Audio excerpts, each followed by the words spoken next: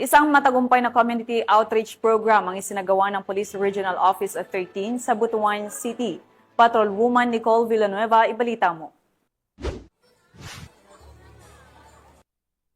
Sa kabila ng kawalan ng pamilya, natuto pa ring umiti ang mga batang nasa bahay silunganan sa Butuan City, Agusan del Norte. Dito nila natagpuan ang pansamantalang tahanan, pag-aaruga at ang pag-asa. Ngunit nitong Setyembre 25 taong kasalukuyan, naging kakaiba ang kanilang araw. Dumating si Police Brigadier General Marshal Mariano P. Maestrado IV, Regional Director ng Police Regional Office 13, kasama ang kanyang may bahay na si Police Major Florence R. Maestrado. Hindi matatawaran ang tuwa ng mga bata nang makatanggap sila ng mga handog gaya ng hygiene kits, grocery items, vitamins, pagkain at ice cream. Higit pa riyan, lalo silang napasaya ng PNP mascot at isang pulis na magician na naghatid ng halakhak at saya. Para sa mga batang matagal nang nangungulila sa kalinga, sapat na ang isang yakap, isang ngiti at mga salitang nagbabalik ng pag-asa.